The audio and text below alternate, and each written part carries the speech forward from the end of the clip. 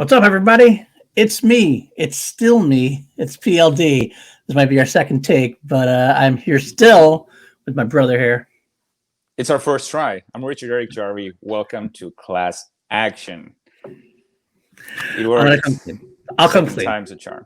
Second time's a charm. I did this whole intro. I couldn't forget how we did the intro. I've been a little retired. I was like, I'm going to give it to you. We're going to give it to me. And I just stopped dead. I went, we can't do this. We're going to start this again. Luckily, we weren't going live, so we were able to do that. But yeah, here I am throwing myself under the bus, so I might as well just kept going anyway. Whatever. It's the end. It is the end of 2020. We are in the beginning of Happy New Year. Happy New Year to you as well. Did you have a good New Year? I had an interesting year. No, it was actually awesome, but it's still just such a weird year and weird transition. And I don't know, it's tough to call it a good New Year's, but it was still an entertaining one. Let's call it that. Anytime we get out of 2020 is a good thing, though. So I'll take the absolutely. Well, here on Class Action, we usually put up to directors, actors, films, series, and put them up against each other and come up with custom-made categories and battle them out to the death until you find out, which one is going to be victorious. But this week, we're going to do a little something different. Every once in a while, we do like to do some kind of rankings, things of that nature, top 10s, top 5, something like that.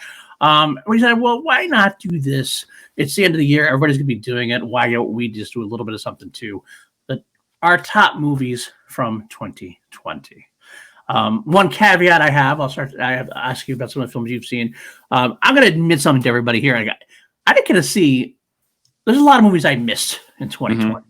I did a lot of old time watches. Everybody knows if you follow my Twitter, I do like these. I've been doing a lot of these filmographies. I'm still in the middle of the Schwarzenthon right now, all the Arnold Schwarzenegger movies. But so it's a couple of big movies that I missed. I know a lot of people have told me, "Oh, Soul is one of the greatest movies of the year," and I missed Soul. I haven't seen Soul yet. I got to see Wonder Woman 84. Soul was a big miss for me. I did not get to see Mank yet. I did not either. Promising Young Woman yet. There's a bunch of movies that are out there that I haven't seen. So the caveat is basically, it's top 5 of 2020 of the movies that we've seen. So it's a good way to talk about movies. You know what I mean? But it might not be the most complete list. But you know what? It's a good list for 2020. Let's put it that way.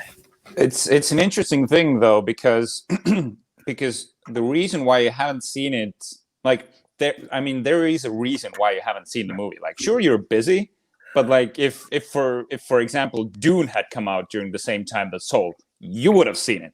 That's true.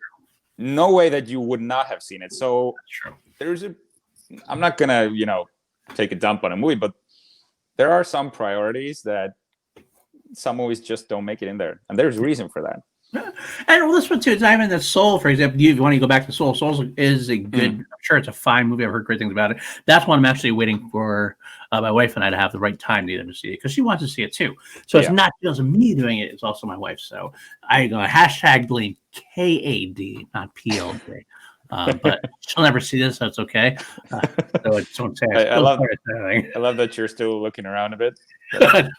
She's dead asleep. That's all right. But Soul is a good one to save to watch with the family. And that was a fun watch.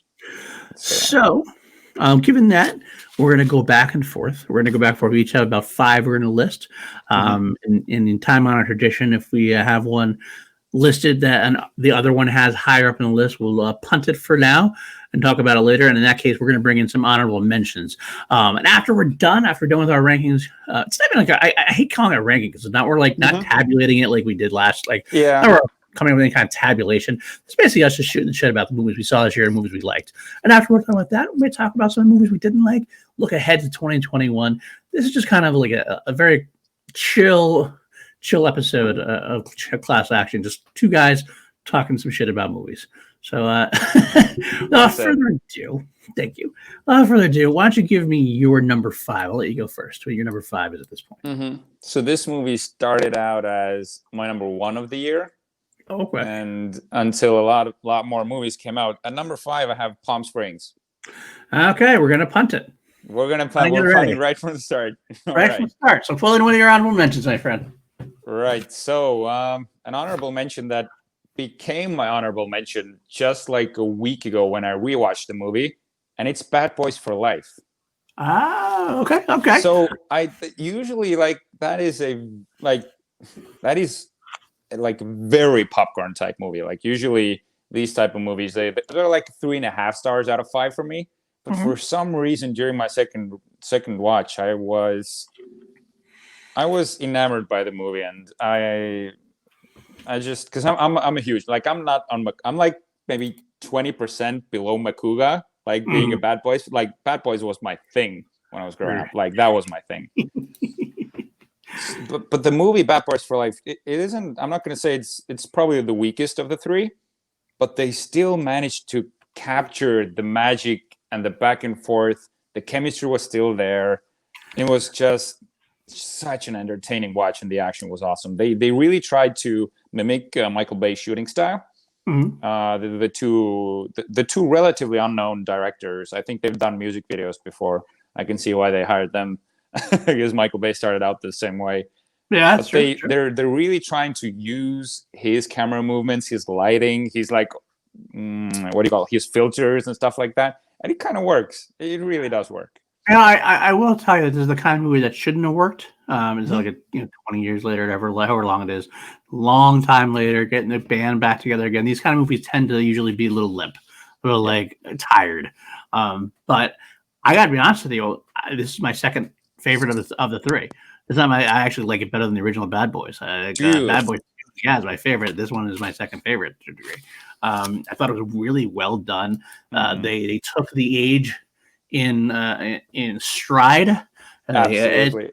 Martin Lawrence, to be honest with you, I haven't seen Martin Lawrence in years. He came back and he he hadn't lost a step. He lost some steps, but he didn't lose his game. That's probably a better way to say it. Exactly. Will Smith still Will Smith works that way.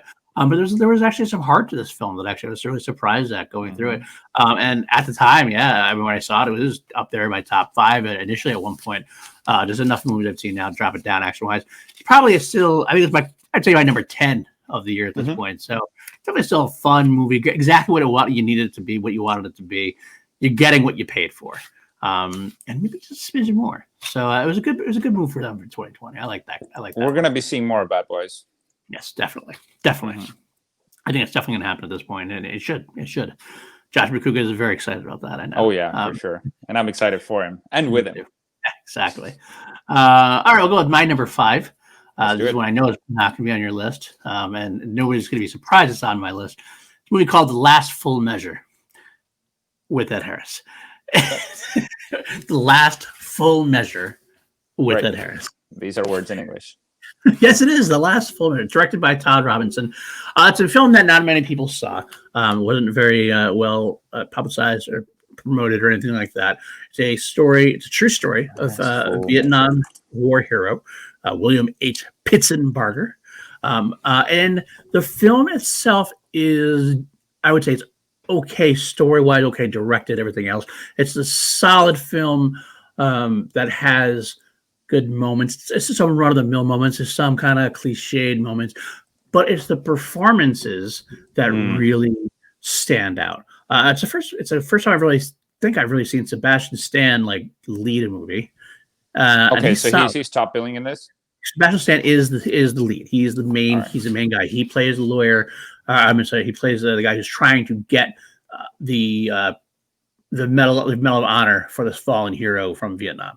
And he has to go. What his job is, he goes to the hero's father and some of his Vietnam war mates, and they tell all these stories, and they all tell, and he really collects his evidence. And at first, he's kind of doing it just because he's supposed to. It's nothing that he's not really interested. But of course, by the end, he's really kind of interested and really fights for what he's supposed to do against a semi-evil Bradley Whitford, who is always great in that kind of role, good shit weasel. He plays a great shit weasel in this, as always. But it's really not even Sebastian Stan. It's the supporting roles. Christopher Plummer as the father, William Hurt, my boy Ed Harris, Samuel L. Jackson. They all play his Vietnam veterans, and it's one of Peter Fonda. I think it might be Peter Fonda's last film before he passed, and they all give such nuanced performances. They're all very touched by the war in different ways. They're all very shell shocked. I mean, I shouldn't use that word because it's actual, not the.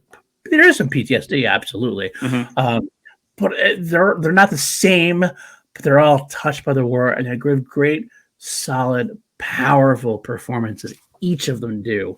So it goes from strength to strength to strength. So the story itself might be okay, but the performances by them really up the ante for this one for me.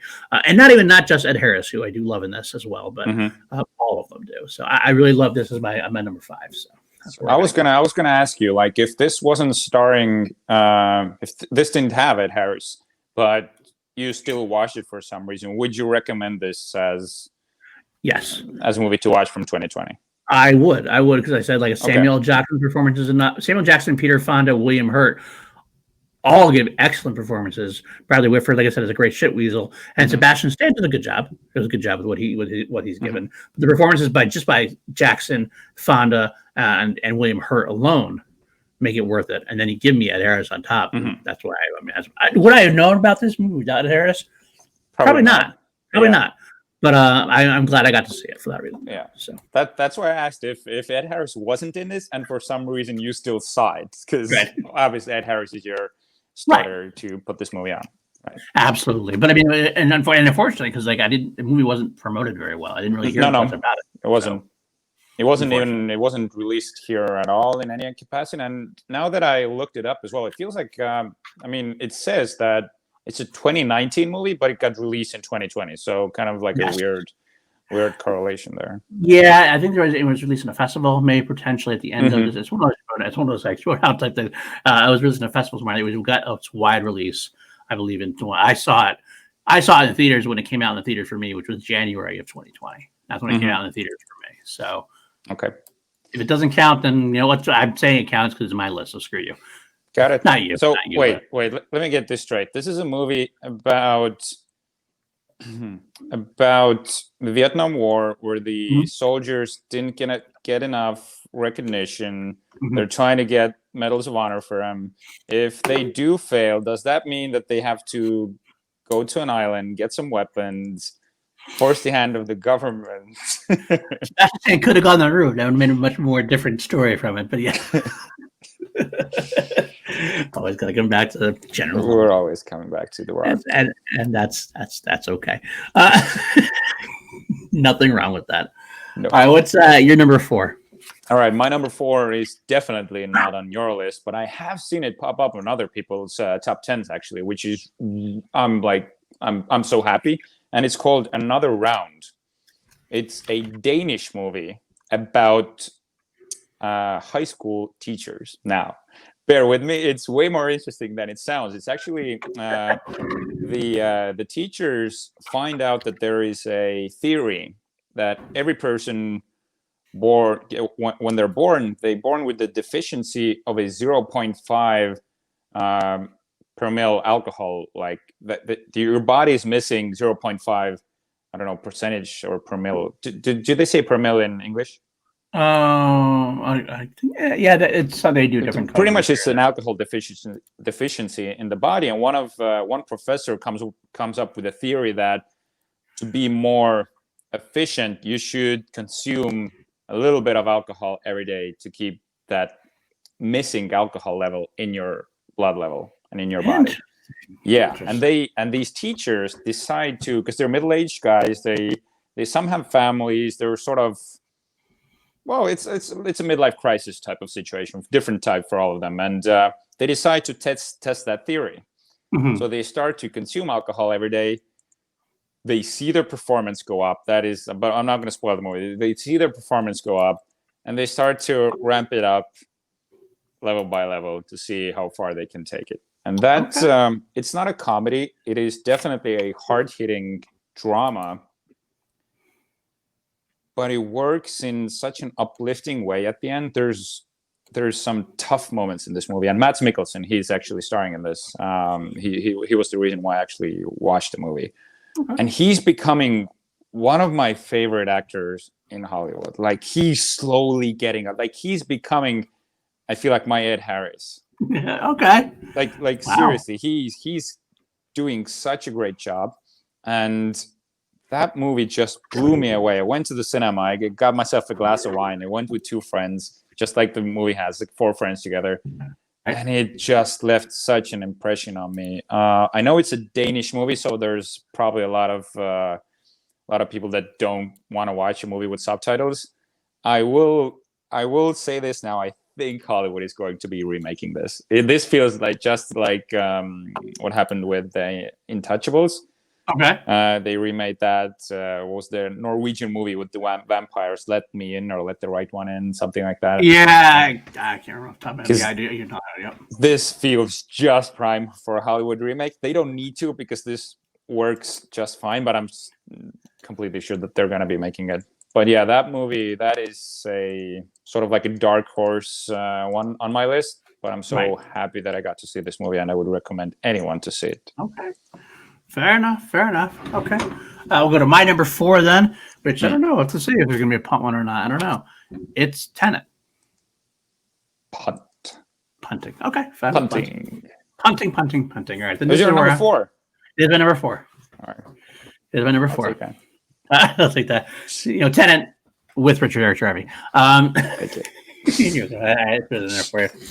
The one I'll toss up there now was one I actually watched just recently in the past couple of weeks, and it was talked about a lot when it came out. It kind of got mixed reviews, but I fell in love, and that was The Old Guard. Okay. I loved The Old Guard. It almost cracked my top. The Old Guard. I loved it so much, and I don't know what it was about it. Like, here, my long trail of thought is this. I loved John Wick when that came out. And when Charlize Theron was going to do Atomic Blonde, I was very excited about like the female version of John Wick, so to speak. Mm-hmm. And Atomic Blonde disappointed in a lot of ways. There's not a lot to it that I really did love. The Old Guard makes up for that in so many different ways by crossing over genres. Like, it's a superhero movie, but it's also like if you take the old Highlander movie, combine it with the Highlander stuff, combine it with a little bit of John Wick action, as if written by Anne Rice and the Vampire, like the old school like Interview with the Vampire thing, because it's a great superhero group as it is. The action sequences are top notch. It's a beautifully choreographed action sequences left and right. There's some goriness to it. There's some real blood and guts to it. But there's also this great exploration of what it feels like to be immortal, to be someone who's going to live, if not forever, but close to forever, watching people die around you, but also the idea of being alone for all that time. The horror that you can go through. There's some little mid stories about the original relationship that Charlize had with this woman who was also immortal. And then she lost her to this like torturous way. Like, this woman was put into some kind of sarcophagus and thrown into the ocean and drowned. But like, she keeps coming back to life. So for 500 years, she's like drowning, coming back to life, drowning. And it was just terrifying way to describe it, showed part of it. The only negative I had about it was that maybe some of the Old Guard outside of Charlize wasn't explored as fully as potentially as possible. They're more archetypes, but they did their job. You had the gay couple together that showed what you could have as an immortal. These two who lived together, loved together.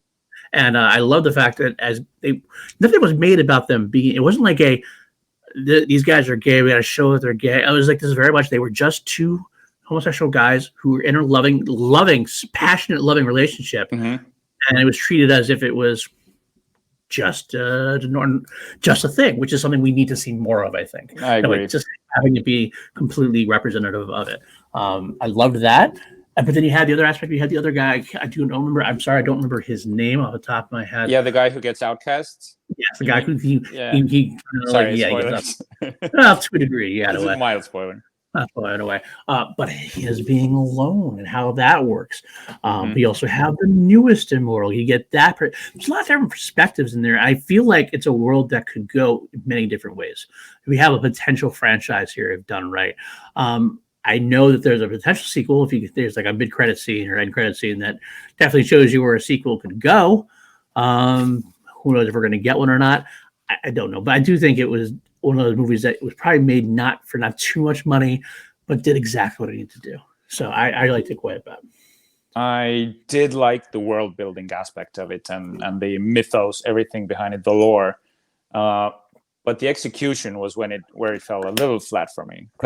But still, like if they do these type of sci-fi fantasy movies, I'm always intrigued because I love these ambitious endeavors, and sort of I just want them to go there and like fully, like you said, the torture scene, or sort of have someone die, like that is like overwhelmingly difficult to imagine. But exactly something that like that if you can't kill someone, you can do the even like that's the next worst thing. Not the next, it's even worse than dying. Right. I feel like because it just these interesting things that get explored. But yeah, something felt, I don't know, like blank or empty for me in the movie. I don't know what it is. I wanted to rewatch the movie last night just so you and I can talk about it, because I remember you told me that this is very high on your list, and I was like, okay, I need to rewatch this. Maybe I'll come around. But the first time I saw it, it was something was missing. I don't know what that something was, but something in your soul. It was your fault. Oh, my soul is barren. All right. What? Well, we go to your number 3 then, I believe, then. Yep, my number 3. So this is a weird one. Again, this is a documentary. David Attenborough, A Life on Our Planet. Now, I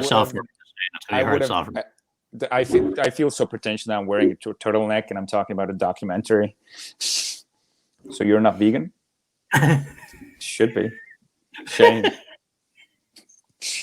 But this documentary left an impression on me that, I don't know, there haven't been a lot of movies with a message that really stuck with me, because usually when these environmental documentaries come out, they feel like, I don't know, they feel sort of they're looking down on you, or they're trying to make you do different things. But this was just David Attenborough's whole life.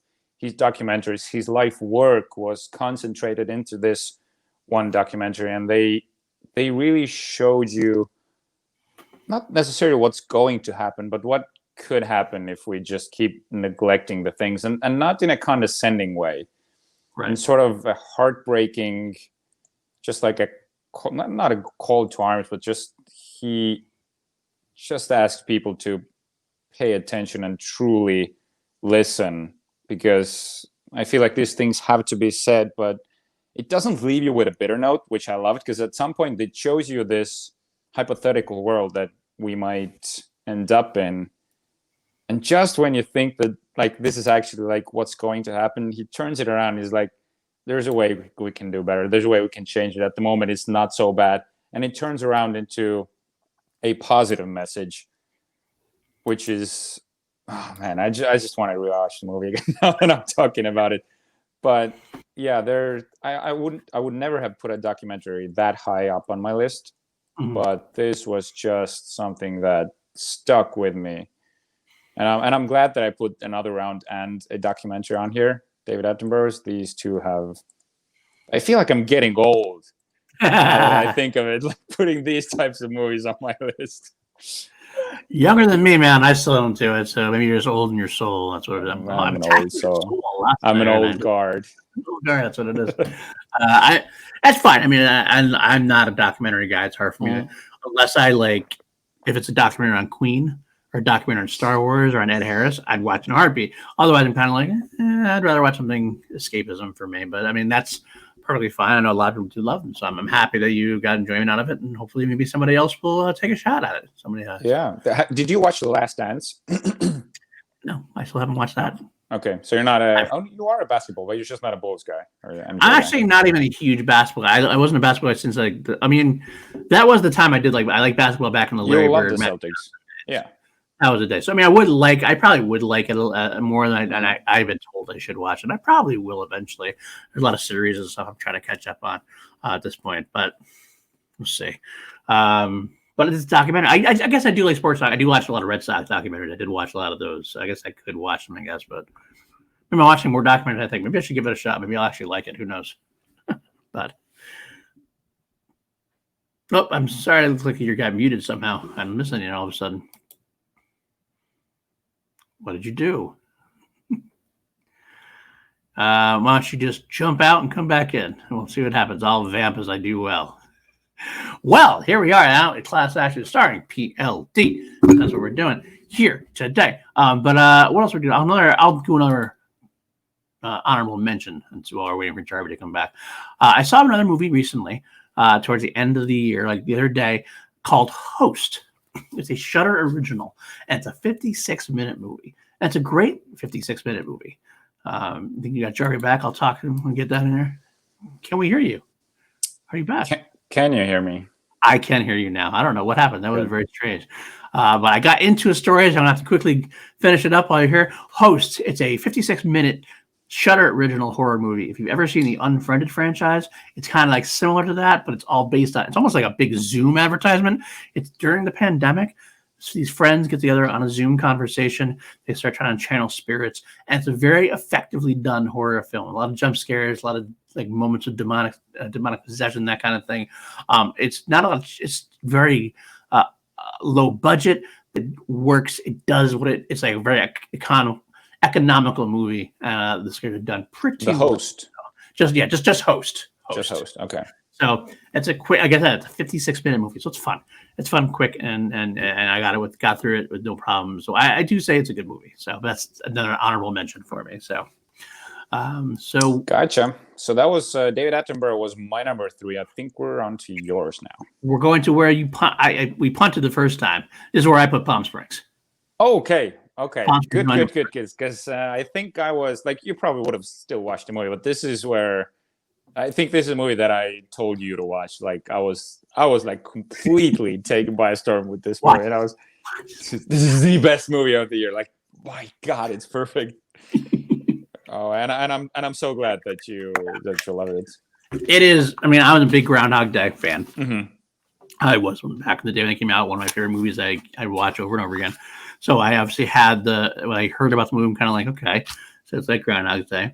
Then I realized it's like the adult version of Groundhog's Day, and I do love Groundhog Day is an adult version of Groundhog Day. Well, yeah, but this is the more R-rated. Like, there's a lot. Because Bill Murray, he kills himself, and as he sleeps with women, he kind of. Yeah, there's definitely a lot more. There's a lot more cursing. There's a lot more nudity. There's a lot more like. It's more adult matter. They get a little darker in Palm Springs, I think, than they do. Yeah, I mean, he doesn't do any drugs there. True. It's like there's moments of it, but nobody's trying to kill him. Like when it was hunting, J.K. Simmons hunting him down. Oh my God! And I got it. It's fine. I mean, I love me some Andy Samberg. I love me some J.K. Simmons, and I think Kristen Milotti was a great choice. So she pulls it off very well. I kind of hope we see more of her in different films. It's ride or die on Andy Samberg, and if you like Andy Samberg, you're gonna like this show or this movie. Love him.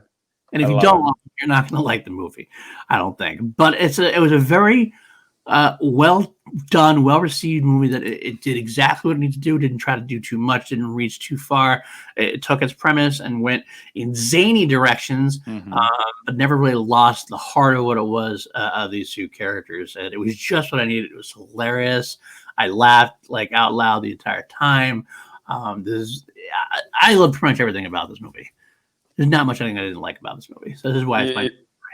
You touched upon it a little bit. There's like J.K. Simmons, like Andy Samberg and Kristen Milotti, sure, but J.K. Simmons and his moments, like when he finally shows up at J.K.'s house and they have a chat and everything goes down, that like grounds the movie. Yeah. It's still ridiculous how the scene ends up, like in a trash can. So I'm not going to say anymore, but. Just perfectly sums up the important things in life and perfectly executed. It's really well. So I loved it. That's my number 3. That's my number 3. So all right, my number 5 and your number 3. Yep. So we're going to your number 2 now. My number 2. Now this is where I punted Tenet to. Okay. That's why I kind of figured we were going on that. Tenet is number 2, and I'll come clean. Tenet wasn't a letdown. But it wasn't what I hoped that it was going to be the first time I saw it. Yeah. Now, I've seen this movie four times, I think. The second watch, I was like, this is genius. Like, Christopher Nolan is a genius, the way he orchestrated the entire thing. But is a movie supposed to be great on the second watch or the first watch? It's supposed to be great on the first watch. maybe I'm like too dumb of a movie goer that I need to watch this. But the first time I was like, well, understandably, because they shot the movie in Tallinn, Estonia, like for the majority of the movie, which Right. was like, if you're like, sure, if you live in the States, you're like, oh, they shot this here. I've been there. Like nothing gets done in Estonia. Like this is like the biggest thing that ever happened to Estonia. Put us on the map. You got to like, they walk by where I am right now, like in front of my house. They walk by. I was like, oh my God, this is the greatest thing ever. This is the greatest thing ever. So the first time I watched this movie, I was just like, oh, this happened. And since I was extra in 2 scenes, I was like, oh, that's me there. That was crazy. So you have a tie to it, obviously, other people don't. I get Sure. that. I will say that I don't know how to word it either. Christopher Nolan, Interstellar was my favorite Christopher Nolan movie. Same here. Still, I still watch it, and I feel like I like it more and more every time I see it. But then Dunkirk to me was a big letdown. I liked it, but I didn't love it like a lot of the films. Like Nolan had a good run from with Batman, Prestige, Batman, Dark Knight Returns, Dark Knight Rises, Inception, and these are all movies like I'm like, yes, Christopher Nolan. I want to see a Christopher Nolan movie now.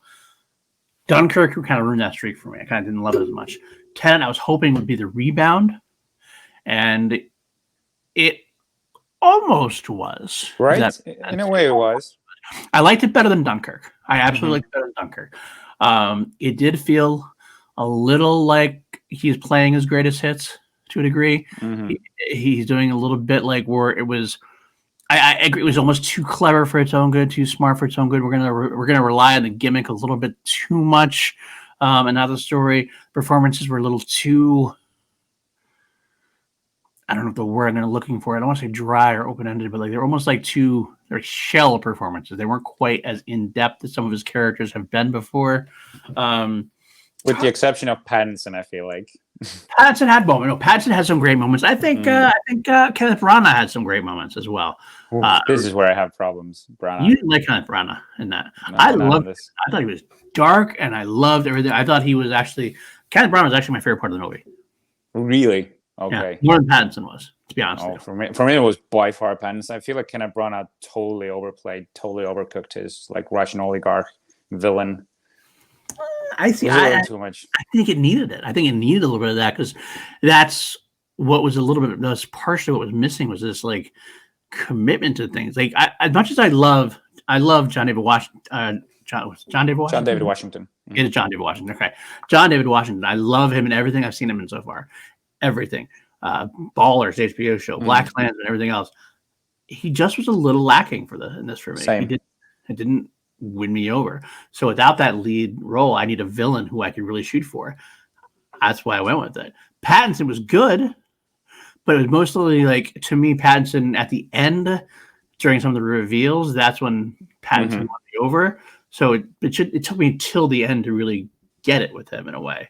That's why a second watch will turn it around for you. You're paying attention to his reactions, how he like because he's like spoilers for Tenet a little bit now. Because you find out that he knows, like he's met him before, and sort of the way they first meet, you're sort of looking into Pattinson's eyes, and his like you can tell that he knows more than he leads on. I should watch it because we should watch it again because one of the major problems I have is the sound design, and Chris Nolan is known for these big wah noises and big sound bubbles like that, but it kind of was to the detriment of the film. I missed a lot of dialogue. Because of the sound things. So I want to watch it with subtitles pretty much. I get the sound helps it in a way sometimes and it helps the atmosphere. But sometimes I think again, Chris Nolan was almost too clever for his own good for this with the sound design. Here I am I'm picking this apart. It's your second favorite film here. And it was my fourth favorite film. Right. But I think it's I think it's totally fine. We can pick things apart. The fact that they're on both of our lists means that it's one of the biggest films of the year, and by far it is. Right. I mean, scale wise, let's say that. So they're all nitpicks from us as far as it goes because the story itself is really cool. There's a lot of cool moments. Christopher Nolan, of course, has his shtick that really works. He does it well. So I overall definitely liked it. maybe a little smidge too long, maybe a smidge long that it had to be, maybe. But all in all, I did like it as my number 4. So yeah, and the music, the score, Ludwig Göransson knocks it out of the park. Like I'm still bummed for sure for Hans Zimmer not being able to do this, but that just means that we're getting a Hans Zimmer score on Dune. So I'm okay with that. I'm okay with that. I'm okay with that too. All right, we'll move on to my number 2. I don't know if this is where it could be on. I guess it's not going to be on your list. I'm surprised. I don't think it's number 1. So, but maybe it is. Who knows? The Invisible Man. That is one of my honorable mentions. Okay. Lee Winnell directed. Number 2 on your list. Number 2 on my list. I mean, I admittedly am a big horror buff. I know this about myself.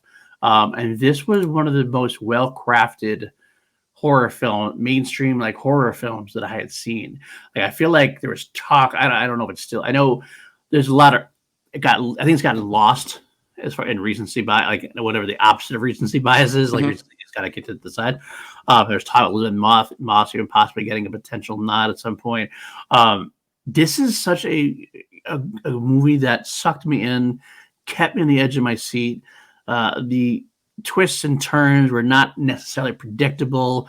There's moments where you want to scream at the scene itself.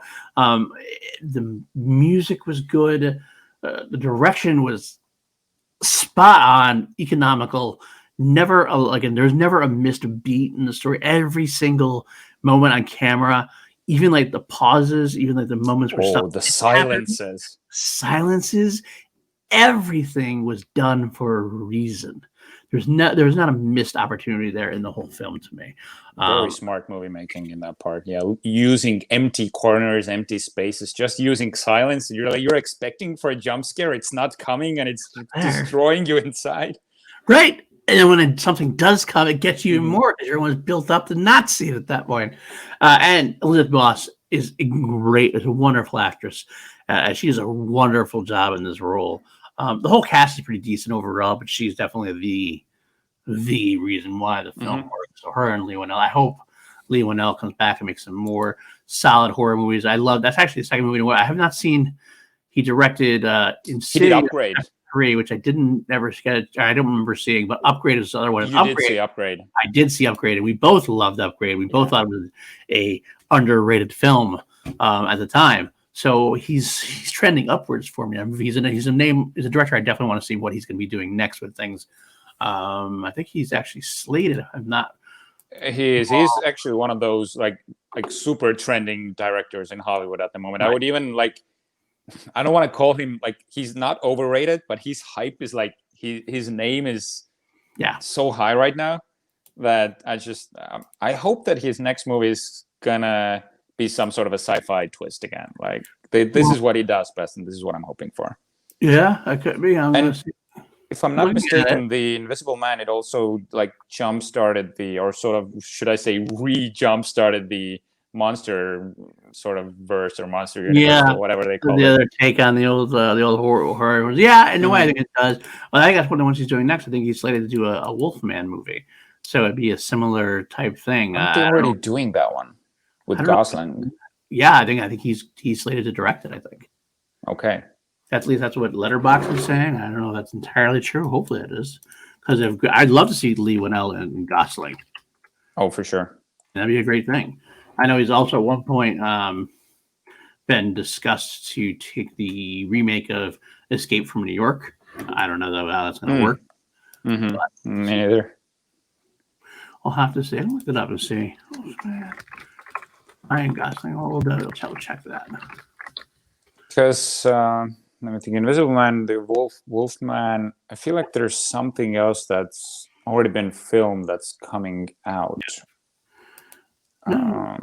Nothing as far as Letterboxd is all he's got. So, okay. Way, I don't know, but either way, regardless, if they are the ones he does next, I'm excited to see him. I want to see anything he does at this point. I'm all in on him. So at this point, so we've reached your number 1.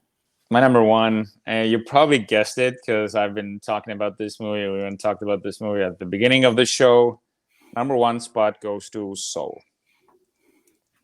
This movie, I've heard from a billion different people, and I can't say a word. My soul. and it did what Inside Out failed to do for me. I know everyone loves Inside Out, and I do love the concept. I love the execution. Something wasn't there for me. Like I was like, sure, this is a good movie, but it didn't get me in the feels, for lack of a better word, as Soul did. And I don't know. It's just classic Disney doing what they do best. It definitely uses the same tropes as Inside Out does. Like you've probably seen the trailer, like the soul, like out of the body. There's like these little blue things that So Inside Out had these feelings. They sort of transform them into their own souls, and they adventure around in the I don't even know what it's called, man, the afterlife or something like that. But what I did love is the jazz aspect of it and the real life things that happen with. If I'm not mistaken, it's Jamie Foxx who does the voice. I believe for the lead, and jazz music, New York. This says it uses the themes that I love the most, and it just I don't know what to call it without spoiling the movie. That it's I'm not sure if it's the best. I probably would say it's the best Disney animated movie, not a cartoon, because Lion King will always be like my number one. Right. But I think it's the best Disney animated movie. Okay. I've ever seen, because I truly don't know if there's anything else that could top it. That's interesting. And it's one of those movies that I finished and I was like, okay, now I feel empty, and I put it on again because it just needed that surge. Wow. Like I didn't watch it like all the way. I had it in the background, but I just needed the music. I needed the vibe. I needed to keep myself in this sort of mood that the movie put me in. It is kind of funny you mentioned Inside Out. That is a comparison I've heard. Now, after my Schwarzenegger, I'm actually going to do a Pixar watch through, because I realized that a lot of the Action Army generals love Pixar, and they talk about Pixar a lot, and I kind of said I'd do it and then rank them that way. But what I do remember from Pixar's Inside Out is probably my favorite of the Pixar films for that reason. So that, with you saying that and everybody else saying that, I'm definitely curious to watch Soul and see if it does jump into my top 5 after that. I'll have to find a way to maybe read Justice list afterwards, potentially. But I can't say it because I didn't see it. So there's so much clever humor in there as well. Sure, like hits you in the feels, but it does these really funny little inside jokes. And sort of I'm not gonna spoil it, but there's one about basketball that is just I think Ben and Drew actually mentioned this on Unfiltered or one of their shows, like when they talk. Oh yeah, it's all the best Pixar movie. There is a basketball moment in this movie that I was just pausing, rewinding, like recording this scene, sending it to all my basketball friends who love basketball, because it was just too good. I do want to see it, so I'm hopefully going to watch it this week when I can get around to it. But I'll let you guys know, and I'll let you know specifically how much I like the film or not afterwards. I won't wait. I'll watch that before I do my Pixar watch through, and I'll probably end up watching it again, so it's okay. But let me know. Definitely let me know what you think. I will. All right, we're up with my number one. My number one film of the year so far. So far as terms of like, given that the misses I have. I know what it is. You do. You know what it is. It is. I'll give you. It might be a surprise. It might be a surprise. It's the one that doesn't have reality. It doesn't have any recency bias. That's for sure. It's the last movie I think I saw in the movie theaters before the shutdown in here, and it's The Way Back. And I am unapologetic about telling you that. I know it's almost like I feel like the movie had great buzz when it came out, and like now no one talks about it, no one mentions it, and it's almost like it was okay. I kind of hear nowadays. I love this film. Me too. With all of my heart and soul. I love Gavin O'Connor as a director. I love Ben Affleck as an actor. The way that Ben Affleck channeled his real life situation into this character, into this film, making it work, is a touching, beautiful story to me. It's a sports movie. It's a cathartic movie, And is it perfect? No, it's not. But I almost love it even for its flaws. Like you make it better in a way. So the imperfections kind of right are perfections. Exactly. That's what it is. There's moments where like there's times where like you're like, how is this going to end? How is this going to possibly make it work? And it doesn't end like super happy.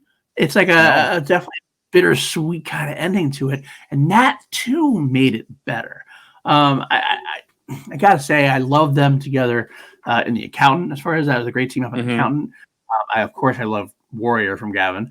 But this film really seemed like a big mature step for Gavin O'Connor and for Ben Affleck. I want to see them work together more. They seem because Gavin seems to bring out a really good side of Ben as far as powerful goes. I don't know.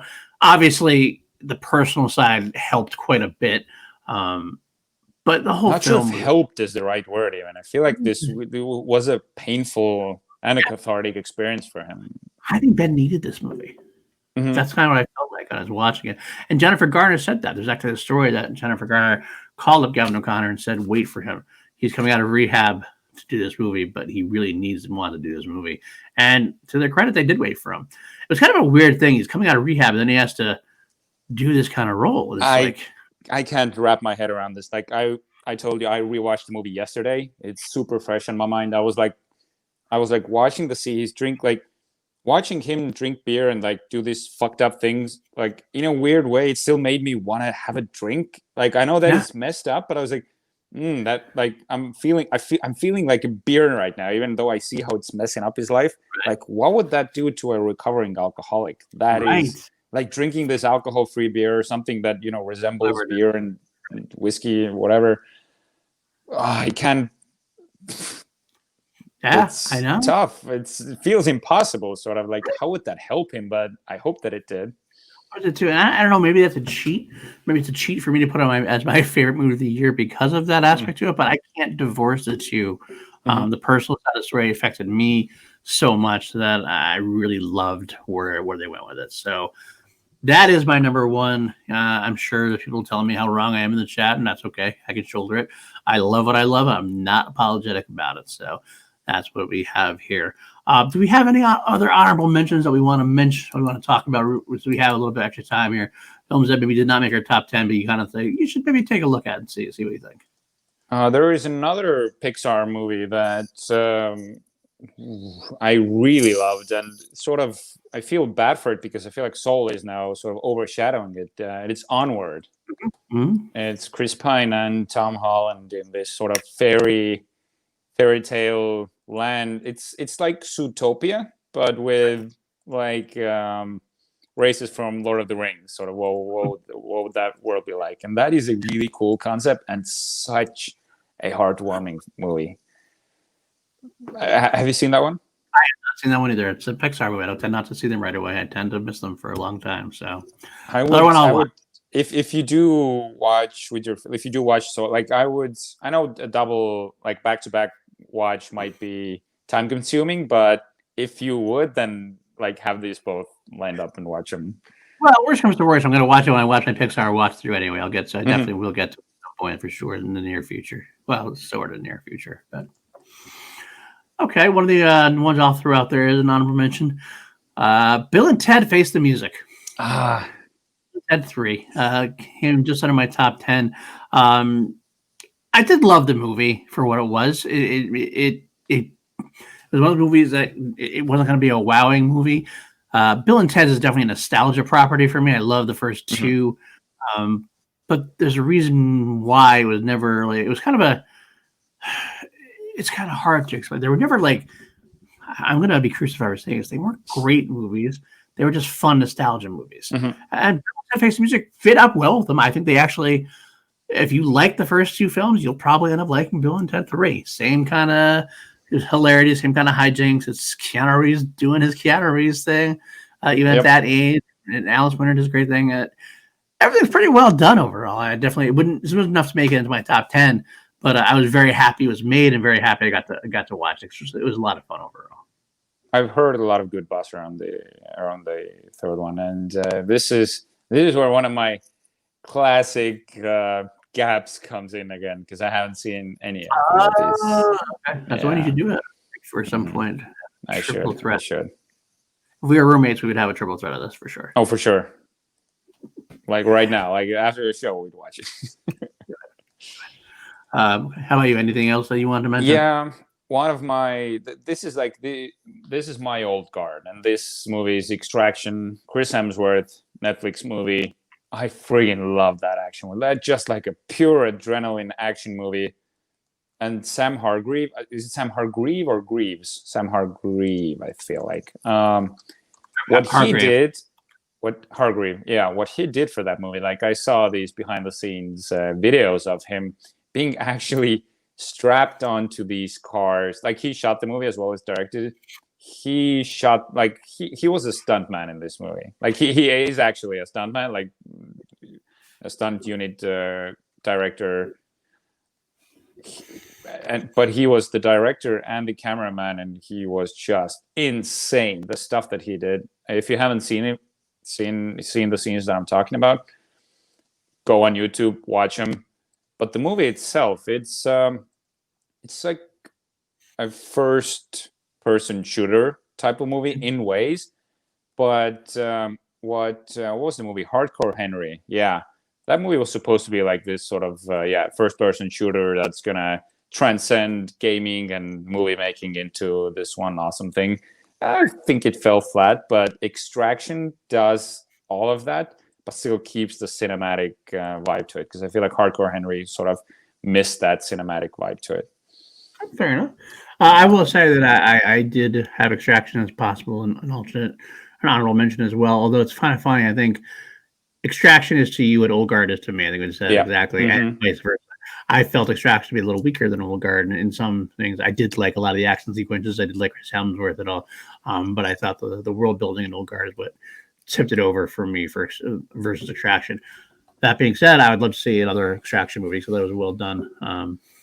Even if Chris Hemsworth was perhaps don't you dare. I think he was a bit minorly miscast in it. I do think he was miscast. I think he was good in the role, but there's something about him. He's too chipper of a guy to play this role, I think, in a way. He's just too bright of a guy to play this kind of role. That dang, dirty, down in the dumps kind of thing. I mean, I know he does well with Thor when he's depressed. I get it, but I don't know, something about it. I have a hard time believing he's this guy. Thor being depressed, I can buy. This guy, like in the real world, You heard it, Marvel. We want a depressed Thor movie. Bring us the way back Thor version. There you go. We actually got that with Fat Thor a little bit, but we did. Yeah, it was too busy. The rest of the exactly. Maybe we'll see, like the Infinity War from the perspective of only Fat Thor, so we want to get his start, his part of the story. So, all right. Last one I'll throw out there is I'll put out there because I have to. Resistance with Ed Harris. It's a movie where Jesse Eisenberg plays Marcel Marceau, famous French mime. It's a decent film. I say with Ed Harris. It's actually very, very, very barely with Ed Harris. He's in like Ed Harris plays Patton, and he's in like the first 3 minutes of the movie and the last 3 minutes of the movie. That's really about it, but it's okay. The rest of the film is decent though. Jesse Eisenberg does a good job, and a little bit of a weird accent to it. But overall, it's a kind of a cool story of the underground at the time.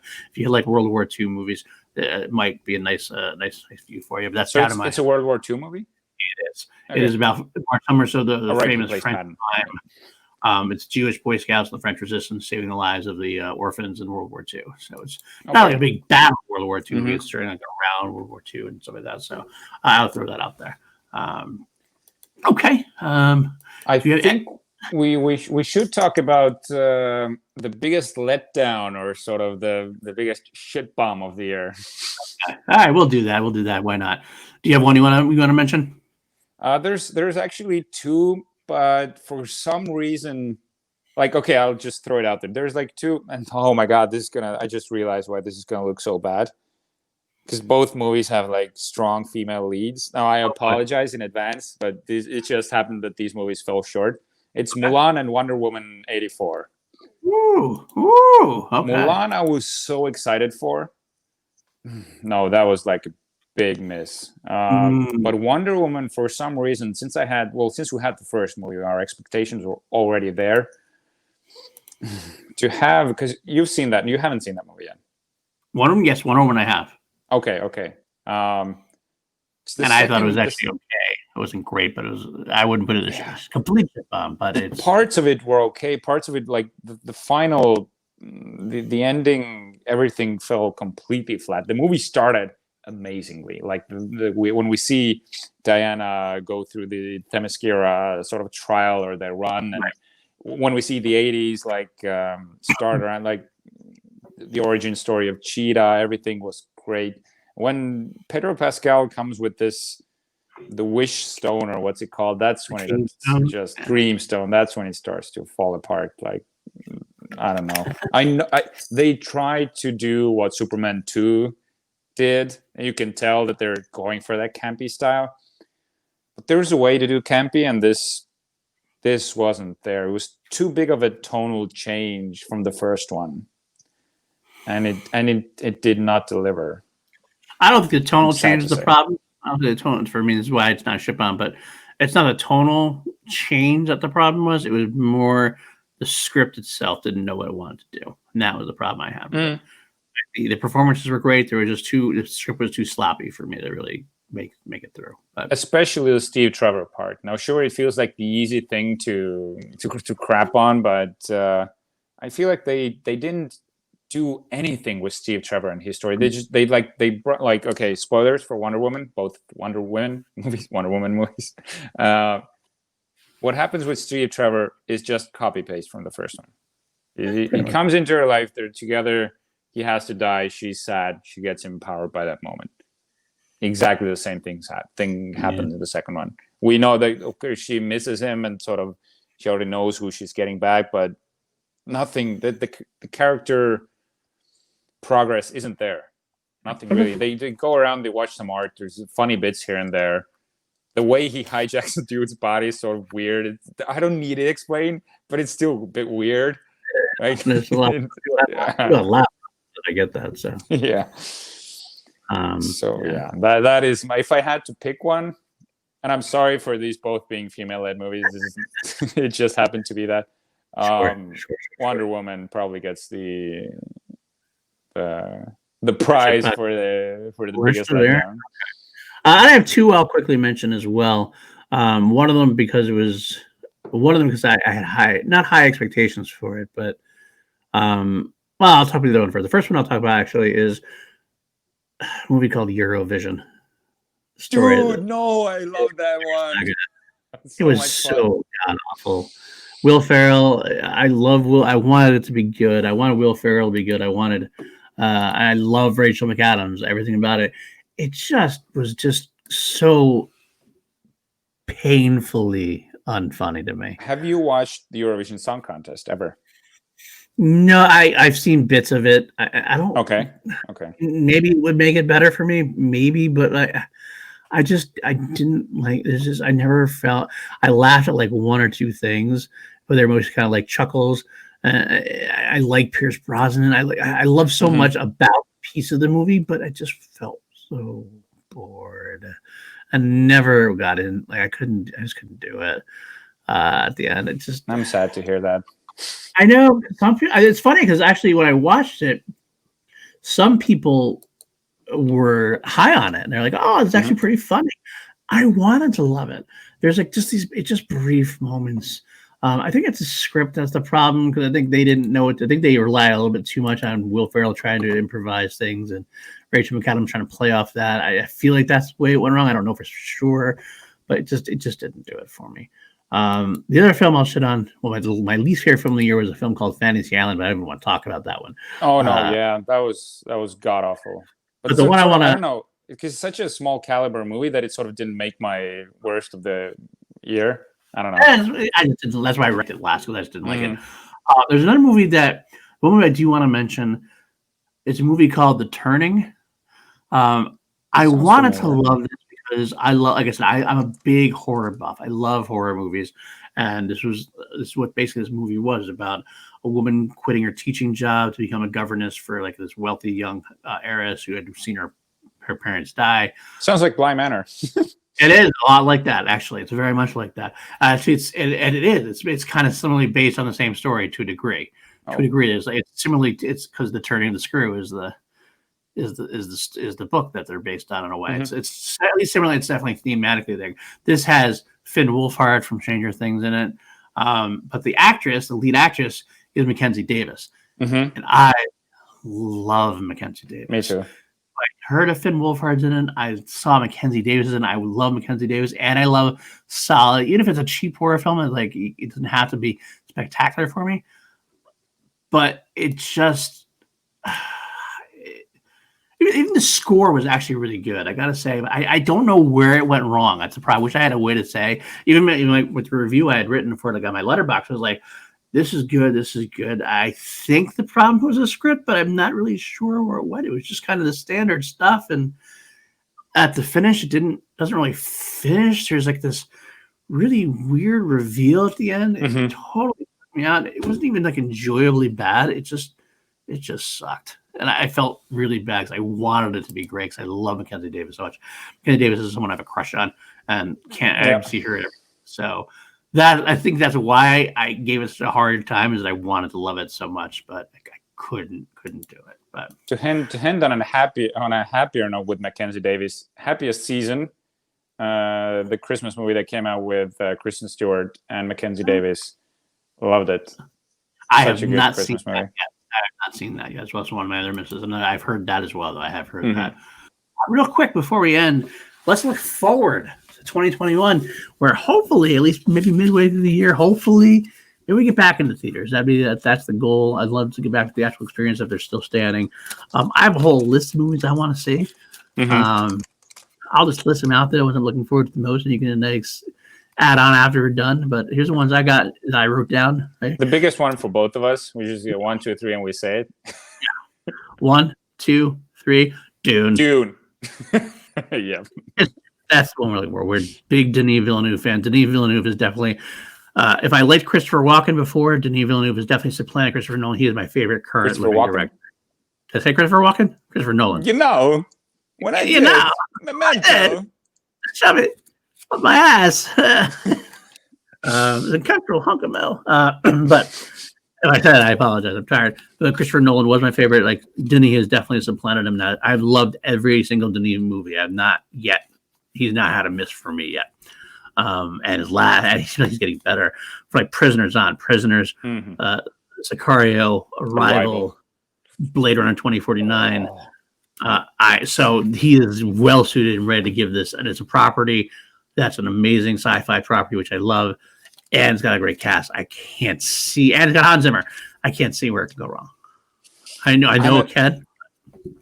I'm kind of afraid for this movie because we saw what happened with Blade Runner 2049, and I've heard similar things that it gets hyped like it's the new Star Wars, it's the new big thing that's gonna, and just they did some statistics on it for I don't know, but said that it would fail at the box office, and that it was gonna be the next Blade Runner 2049. I'm just hoping that it's not the case. I hope the fact that it gets pushed, it sort of like builds the hype behind it a little bit, because it was supposed to be the biggest movie of 2020 after Tenet, or even bigger than Tenet. So we're waiting, and because I've read the book, I love the book. R.I.P. Dollface, who loves Dune. Love you. So yeah, when I watch Dune, I'll be thinking of her for sure. Yeah, I get absolutely. I do, and I also I fear for Denis because Denis he hasn't had that many like box office successes. So people the studios aren't going to keep giving him these movies to do if he's not going to return with the box office, and that's sad to me because he's got such a beautiful eye, such a beautiful mind for it. So that's my big one. The other ones I'm listening for, Coming to America, the sequel to Coming to America, I actually want to see pretty well.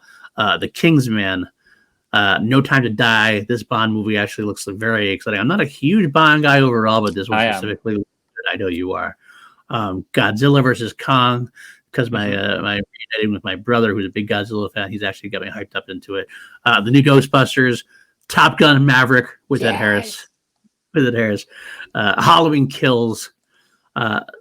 The Matrix Part 4, which I really am intrigued by. Spider-Man 3. Intrigued is the right word. Because Exactly. you're like hesitantly excited for it, right? Right, exactly. And then if Mission Impossible 7 comes out at that point, then that as well. But those are the big ones for me that I'm looking forward to, whether they come out in 2021 or beyond. It's funny, you know what I didn't mention on that list? No Marvel movie I really mentioned, really, or DC movie.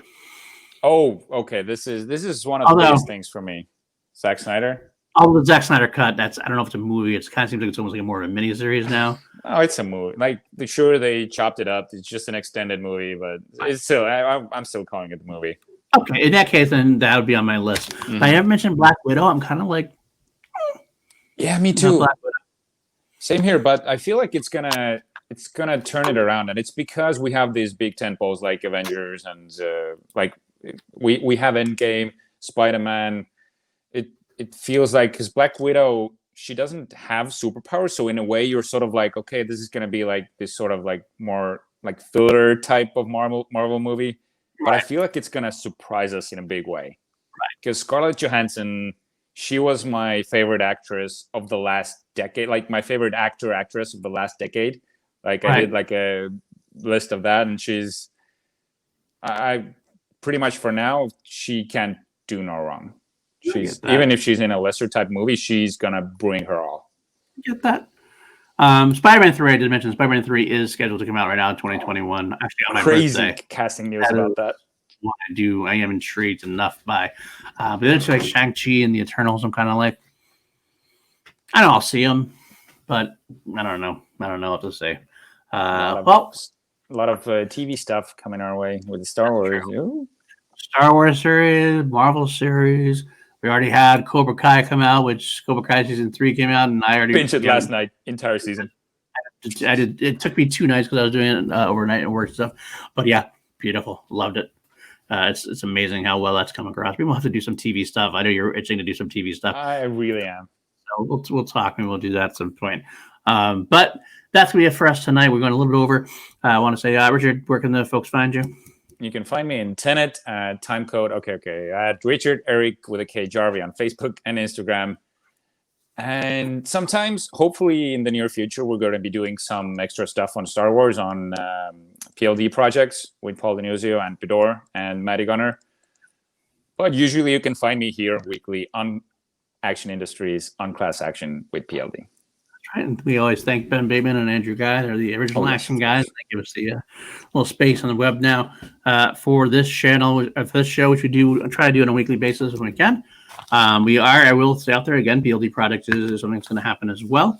Actually, I've been talking to Medora about 2 possible ideas, but I think that's going to come soon. We're taking a couple weeks off after the Mandalorian reviews. And we'll get back into something. So I'm itching to talk Star Wars. I'm so excited about everything coming out. So also find me on Action Industry, other channel stuff. We're on Rule the Question was just debuted last night. A lot of great fun on there. There's an Action Guys tonight at 5 p.m. East Western time, Pacific time, 5 p.m. Western Pacific. Wow, I can't even say it right. 5 p.m. Pacific. And Action Industries, and of course on Call to Action, the Schmodown After podcast that I do as well. That's it. So that's it, guys. There's no justice being served today. Of course, not to be adjourned. Do anything with that. So I don't even know how to end it at this point. So all I'm going to say is, guys, we salute you. Take care. Like, subscribe. Let us know in the comments what you think. And we will see you next time. Bye now. Thank you. Bye.